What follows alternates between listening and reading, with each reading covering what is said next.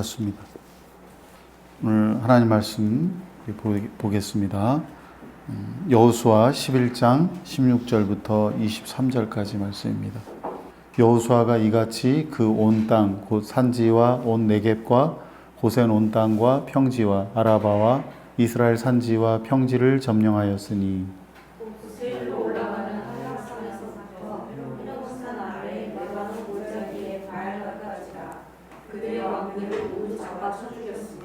여호수아가 그 모든 왕들과 싸운 지가 오랫동안이라. 기브온 주민 히위 족속 외에는 이스라엘 자손과 화친한 성읍이 하나도 없고 이스라엘 자손이 싸워서 다 점령하였으니 그들의 마음이 완악하여 이스라엘을 대적하여 싸우러 온 것은 여호와께서 그리하게 하신 것이라. 그들을 진멸하여 바치게 하여 은혜를 입지 못하게 하시고 여호와께서 모세에게 명령하신 대로 그들을 멸하려 하심이었더라. 그때 여호수아가 가서 산지와 헤브론과 그 길과 아낙과 유다 온 산지와 이스라엘 온 산지에서 아낙 사람들을 멸절하고 그가 또 그들의 성읍들을 진멸하여 바쳤으므로 이스라엘 자손의 땅에는 아낙 사람들이 하나도 남지 아니하였고 가사와 가드와 아스도세만 남았더라. 이와 같이 여호수아가 여호와께서 모세에게 말씀하신 대로 그 온 땅을 점령하여 이스라엘 지파의 문면에 따라 기업으로 주되 그 땅의 전쟁이 있었더라. 아멘. 예. 오늘 이 본문 가지고 가나안 정복이라는 제목으로 함께 말씀 나누도록 하겠습니다. 나비 효과라고 하는 것이 있습니다. 여러분들이 잘 아시겠죠. 나비 효과라는 것은 브라질에 있는 나비가 날개를 한번 퍼덕인 것이 대기에 영향을 주고 그것이 시간이 지날수록 증폭되어서 긴 시간이 흐른 후에 미국을 강타하는 토네이도와 같은 엄청난 결과를 가져온다는 그것에 빗댄 표현입니다. 북극에 있는 얼음이 그 빙하가 녹아서 지금 온 세계에 기후 위기를 가져오고 있죠. 그리고 우리나라도 이제 스콜처럼 이렇게 폭우가 내리고 하는 그런 아열대성 기후로 바뀌고 있는 그런 형국입니다. 이스라엘이 기브온과 언약을 맺었는데요. 그 언약을 맺은 그것이 나비 효과를 일으켜서 가나안 남부와 북부에 대한 전쟁으로 이어졌습니다. 그리고 오랜 전쟁 끝에 이스라엘이 드디어 가나안 정복을 하게 되었습니다. 기브온 사람이 이스라엘과 언약을 맺었다는 소식이 전해졌을 때 가나안 남부 동맹국들은 아주 큰 충격을 받았습니다. 왜냐하면 이 기브온이라고 하는 성은 아주 큰 성이었고 그 성의 사람들은 그저 그런 사람들이 아니라 아주 싸움에 능한 전사들이었기 때문입니다. 그래서 이 남부 동맹국들은 당혹감을 감출 수 없었고요. 하지만 어쨌든 기브온이 자기들의 동맹을 배신했기 때문에 어떻게든 보복을 해야만 했습니다. 그것이 그 동맹 간에 맺은 조약의 규칙입니다. 그래서 예루살렘 왕을 중심으로 하는 남부 동맹의 왕들이 한데 모여서 기브온을 치자 이렇게 결의를 했습니다. 그러자 기브온 사람들이 급히 사람을 보내서 여호수아에게 도움을 요청합니다. 이미 그들과 언약을 맺은 이스라엘로서는 참전하지 않을 수 없었습니다. 이미 이스라엘의 기브온이 속했기 때문에 반드시 보호해야 합니다. 그것이 기브온과 언약을 맺은 겁니다. 이렇게 기브온과 언약을 맺은 일이 큰 전쟁으로 확장이 되었습니다. 전혀 생각지 못한 일이었죠. 그런데 원인이 결과로 우연히 필연으로 전개가 되었습니다. 당시 여호수아와 이스라엘은 잘 몰랐겠지만 분명히 이러한 일들도 하나님의 큰 그림 가운데 이루어져서 가나안 남부 전쟁이 이렇게 시작이 되었습니다. 갑작스러운 상황에서 하나님이 여호수아를 이렇게 격려하십니다. 다 같이 여호수아 10장 8절 말씀 읽겠습니다. 여호와께서 여호수아에게 말씀하셨습니다. 그들을 두려워하지 마라. 내가 그들을 내 손에 넘겨주었으니 그들 가운데 한 사람도 너를 당해낼 자가 없을 것이다. 아멘. 우리의 삶에는 언제나 변수가 존재합니다. 우리가 어렸을 때는 모든 것이 나를 중심으로 움직이는 것 같고 내가 마음먹은 대로 다 되는 것 같지만 우리가 입시를 치르고 또 사회생활을 하면서 인간관계를 하면서 깨닫게 됩니다. 아, 내 마음대로 되는 게 별로 없구나. 어떤 사람은 실수로 저지른 어떤 일로 인해서 돌이키기 힘든 상황을 오래 겪어야 할 수도 있고요. 그것이 인간관계의 단절이든 또 경제적인 문제이든 건강의 문제이든 그렇습니다. 또 어쩌다 알게 된 사람이 평생의 은인처럼 아주 큰 선물을 주는 경우도 있죠. 사람은 기본적으로 자신의 삶에 대한 통제력을 잃고 싶어 하지 않습니다. 그러다 보니까 삶 가운데 예기치 못한 변수가 발생하거나 불행한 사건이 일어날 때 너무나 고통스러워합니다. 만일 그 일이 자기 내면의 깊은 곳까지 영향을 미친다면 삶의 의욕을 잃어버린 채 오랫동안 우울증을 겪거나 무기력하게 지낼 수 있습니다. 그러나 만일 내가 내 삶을 통제하는 것이 아니라 하나님께서 우리의 삶을 다스리고 계신다는 사실을 믿는다면 우리는 좀 달라질 수 있겠죠. 우리는 삶 가운데 벌어지는 그 어떤 일도 하나님의 통제 밖에 벗어나지 않음을 확신할 수 있습니다. 그래서 예상치 못한 일이 일어나게 되더라도 혹은 사고를 겪게 되더라도 두려워하거나 당황할 필요가 없게 됩니다. 저는 항상 하나님 앞에서 고백하고 또 지금까지 여러 말씀을 가르칠 기회가 있거나 또 제자들을 양육할 때나 그런 이야기를 항상 강조했어요. 하나님은 자녀인 우리에게 가장 좋은 것을 주시는 분이시다. 물론 우리가 보기에는 뭐 이까짓 게 나한테 뭐라고 이렇게 생각할 수도 있어요. 아니면 나 정말 이거 싫은데 왜 하나님이 나를 이렇게 몰아가셨을까? 왜 나한테 이런 일을 겪게 하셨을까?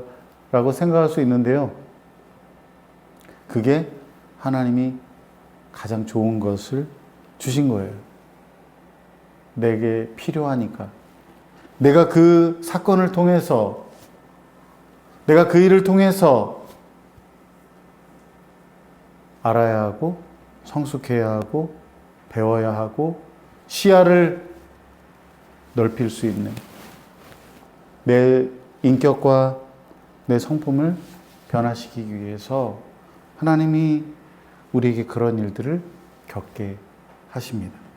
하나님은 우리의 삶에서 일어나는 모든 일이 협력하여 선을 이루게 하시는 분이에요.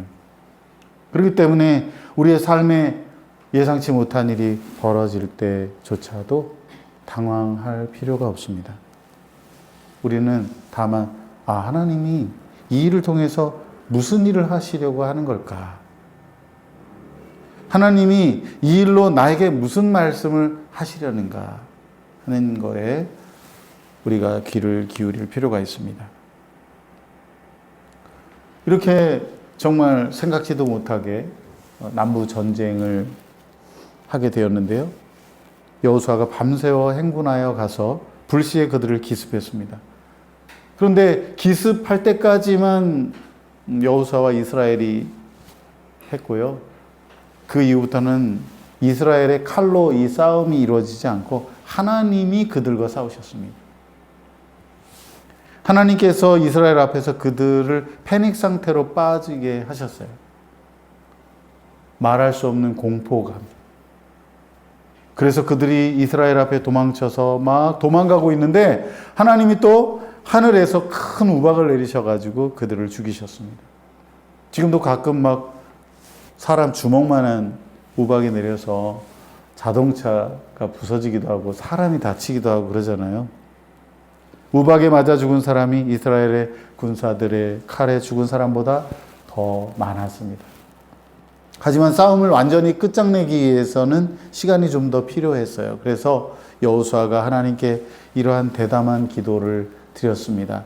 오 해야 기브온에 그대로 멈춰 있어라. 오 달아 아얄론 골짜기에 그대로 멈춰 있어라. 그러자 야살의 책이라고 하는 전쟁사에 기록된 대로 해가 중천에 떠서 오랫동안 해가 지지 않았습니다.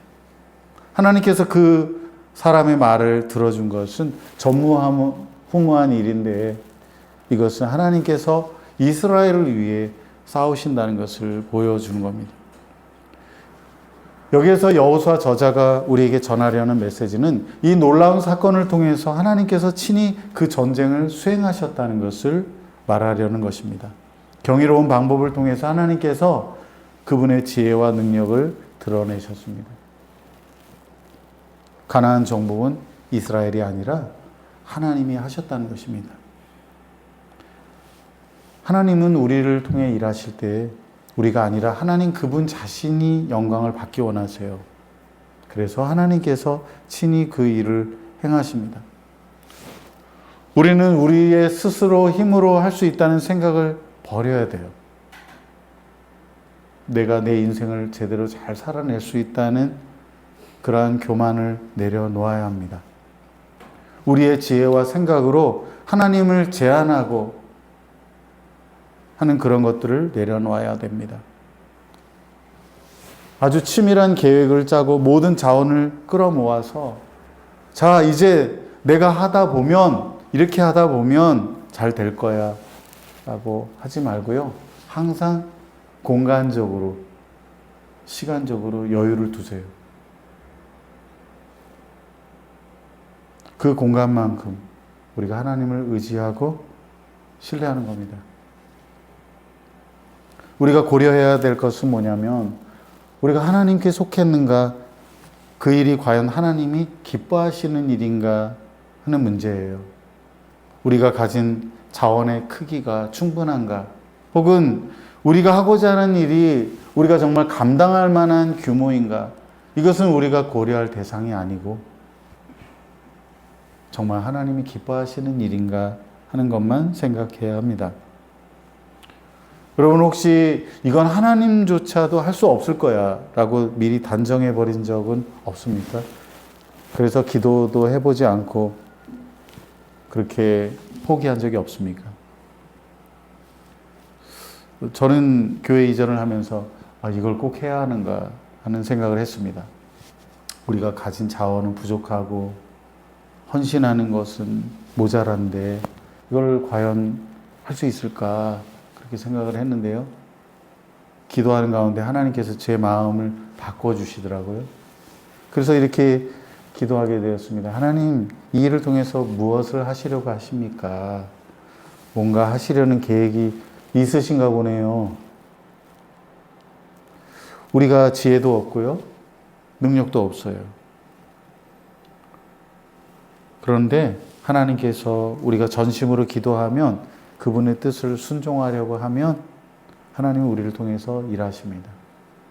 내 삶에 이렇게 드라마틱한 일이 일어나지 않고 다른 사람에게 자랑하고 싶은 일이 생기지 않는 이유는 내가 어쩌면 하나님을 제한하고 하나님이 일하시려고 하는 공간을 내가 다 없애고 있는 것은 아닐까, 그것을 좀 먼저 생각해야 하겠습니다.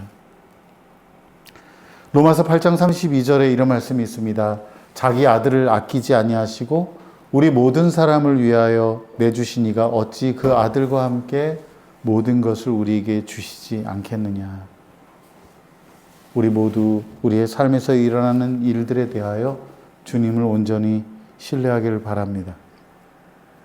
그러면 우리의 상상력과 지혜를 뛰어넘어서 하나님이 일하시는 것을 보게 될 겁니다. 이거는 하나님이 하실 수 없는 거야. 이거는 뭐 기도할 필요가 없어. 이건 내가 감당해야 될 거야. 라고 하지 말고요. 하나님, 이건 앞이 안 보이고 이거는 해결될 것 같진 않지만 그래도 하나님께서 이 부분에 대해서 일하시고 인도해 주시고 도와주시기를 원합니다. 이렇게 기도하면 하나님이 어떻게 이렇게 기가 막히게 역사하셨을까 놀라고 기뻐하고 감사하게 될 겁니다. 그런 걸 하면서 사는 게 신앙생활이에요.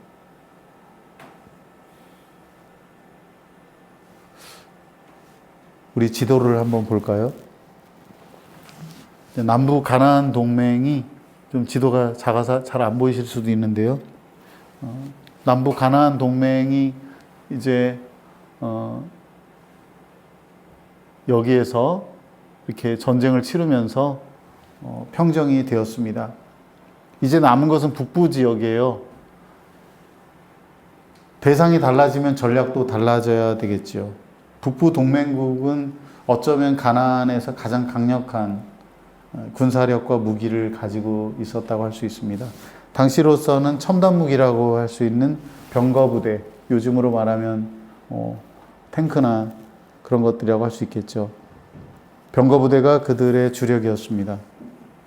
북부 동맹국은 남부 지역이 무너지면서 상당히 위기감을 느꼈습니다. 그래서 이 여러 왕들이 메롬 물가라고 하는 곳에 진을 치고 모였습니다.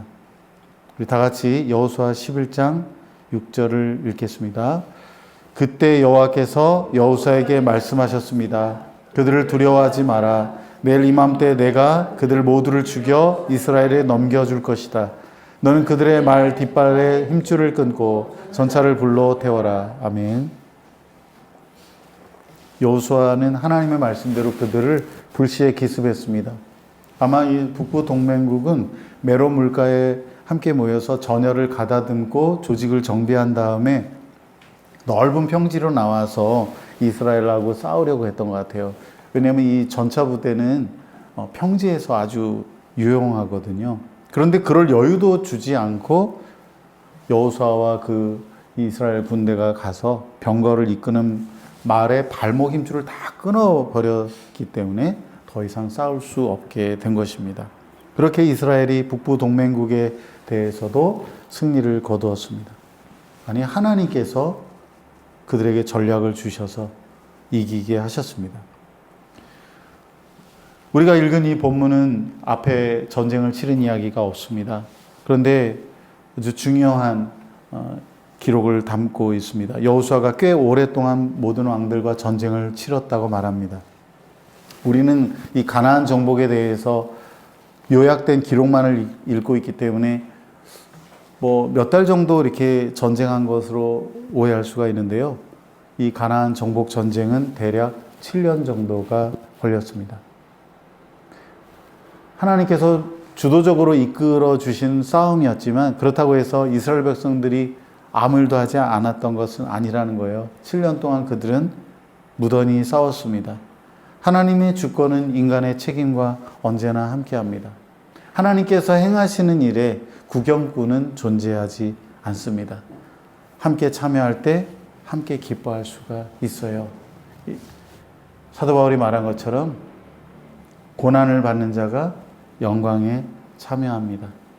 물론 우리가 하나님께서 주신 사명을 따라 사는 이 삶에는 지속적인 인내가 필요해요. 유진 피터슨이 말한 대로 한 방향으로의 오랜 순종이 필요합니다.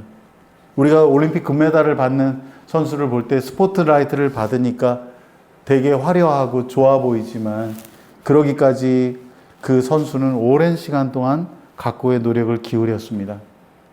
마찬가지로 우리가 믿음으로 살아가는 시간은 꽤 길고 험해요. 요즘은 정말 오래 살기 때문에 더 길고 더 험하죠. 그리고 끝으로 갈수록 노년에 병이 들고 무기력해지고 우울해질 수 있기 때문에 우리가 믿음 생활하기가 더 어려울 수 있습니다. 또 때로는 무의미하게 보이는 일을 할 수도 있고요. 지루한 일상이 계속될 거예요. 그러나 우리가 조급하지 않고 한 걸음 한 걸음 그 방향으로 나아가다 보면 언젠가 승리의 그날이 다가올 것입니다.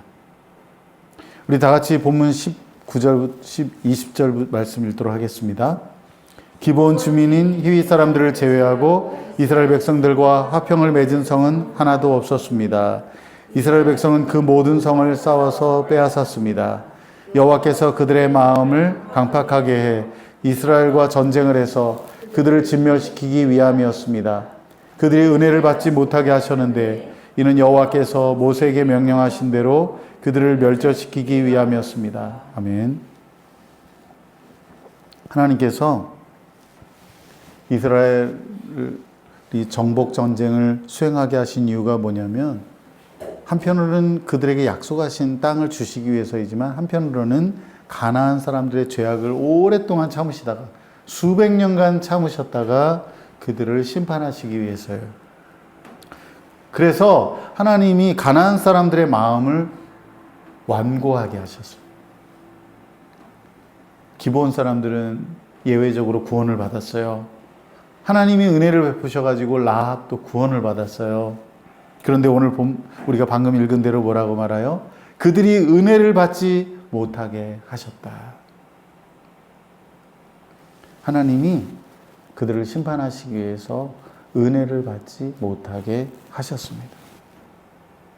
하나님은요, 은혜 줄 사람에게 은혜를 주시고 그렇지 않은 사람은 은혜를 받지 못하게 하십니다.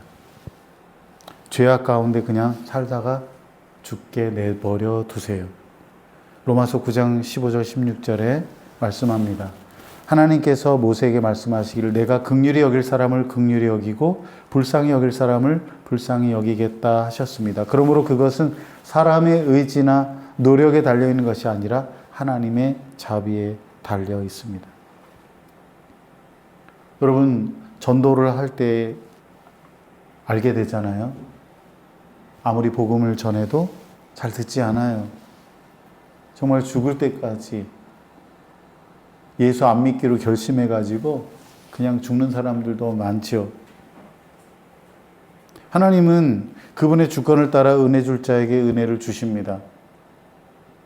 그것은 어떤 인간적인 조건이 없고요.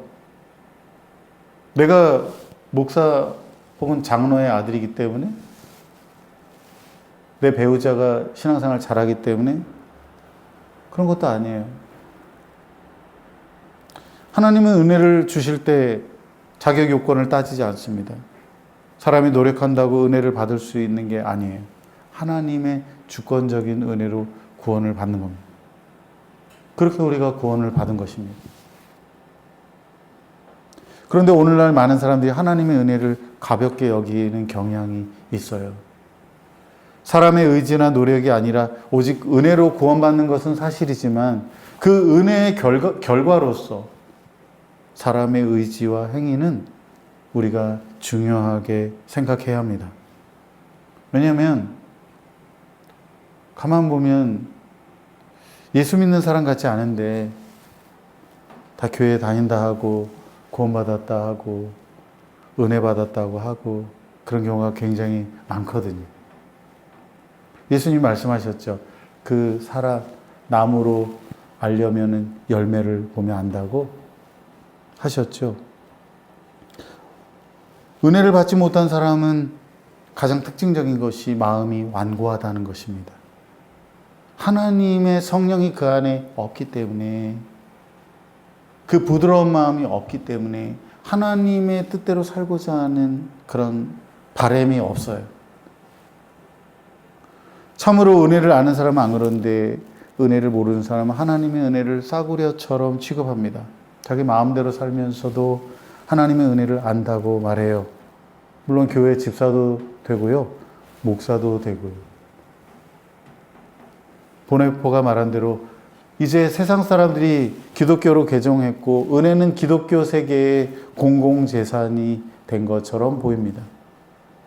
하지만 그들은 끝까지 깨닫지 못할 것입니다. 아마 그들은 스스로 착각하게 될 겁니다. 하나님은 그들이 은혜를 받지 못하게 하십니다. 부드러운 마음이 되어서 순종하게 않게 하십니다. 그렇게 결말을 이르게 하실 거예요. 반면에 은혜를 받은 사람은 부드러운 마음을 갖고 있습니다. 하나님의 뜻대로 살고자 하는 마음이 있어요.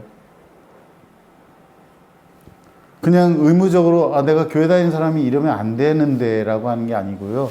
그런 율법주의적인 생각이 아니고요.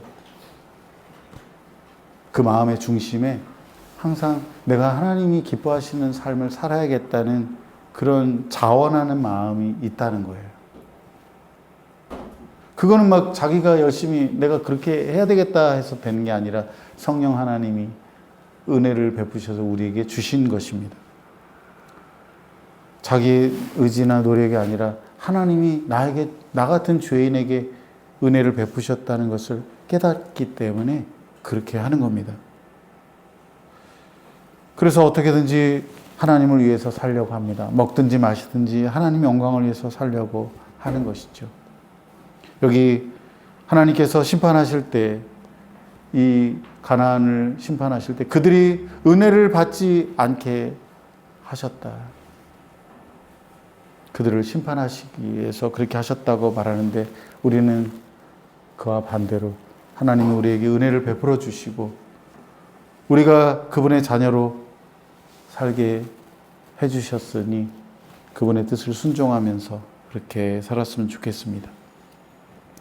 21절에 있는 대로 여호수아가 온 산지의 아낙 사람들을 다 진멸시켰습니다. 아낙 사람들을 다 진멸시켰다는 것은 굉장히 큰 의미가 있어요. 왜냐하면 민수기 13장에서 정탐꾼들이 가나안 땅을 다 둘러보고 돌아왔을 때, 야, 거기 정말 너무너무 좋은 땅이다. 젖과 꿀이 흐르는 땅이다. 그런 다음에 이렇게 초를 쳤죠. 야, 그런데 거기는 우리가 들어갈 수가 없어. 거기 사람들이 사는 성은 아주 크고 강하고 거기에는 아낙 자손도 있어. 거인 같은 사람이 있다는 거예요. 그들이 보기에 우리는 메뚜기에 불과하다고 그렇게 말했던 사람이에요. 그런데 그 아낙 자손들을 다 진멸시켰다. 여호수아와 갈렙이 하나님 앞에 고백한 대로 하나님이 기뻐하시면 우리를 그 땅으로 들어가게 하실 거다. 이렇게 말했는데 정말 그렇게 된 겁니다. 그래서 이 아낙 자손이 진멸당한 것이 의미가 있는 거예요. 이제 가나안 정복이 완전히 이루어졌다는 것을 말하고 있는 겁니다. 물론 여기에서 말하고 있는 것은 일부 지역이 남아있지만 가나안 땅 전체에 대한 이스라엘의 통제권이 있게 됐다고 하는 거예요. 이렇게 길고 긴 전쟁이 끝났습니다. 이제 남은 것은 분배하는 일만 남았습니다. 가나안 정복은 하나님께서 오래전에 하셨던 약속의 성취입니다. 하나님께서 행하신 일입니다. 하나님이 이스라엘을 이끌어서 여리고와 아이를 점령하게 하시고 또 기브온 사람과 언약하여 그 일로 남부 동맹국 그리고 북부 지역까지 점령하게 하셨습니다. 그 땅의 전쟁이 그치게 하셨습니다. 말씀을 맺습니다. 하나님은 지금도 역사 가운데 그분의 뜻을 따라 일하십니다. 하나님은 그분의 지혜와 능력으로 일하세요. 그런데 하나님은 그렇게 일하실 때 인간 협력자들과 함께 일하십니다. 이것은 우리가 하나님의 구원 역사의 일부가 되어서 믿음으로 그분이 이끄시는 대로 살아야 한다는 겁니다. 오랫동안 전쟁을 치렀던 이 여호수아와 이스라엘처럼 우리도 일생 동안 한 방향으로 믿음으로 인내하며 순종해야 합니다. 조급하지 말고 인내하며 지난한 과정을 거치는 동안 믿음으로 살아내야 합니다. 고군분투하면서 정복에 참여한 자만이 분배도 받을 수가 있는 것이지요. 우리 모두가 승리의 그날까지 믿음의 선한 싸움을 잘 싸워서 하나님이 주시는 그 영원한 기업을 다 같이 누릴 수 있기를 바랍니다. 우리 기도하겠습니다.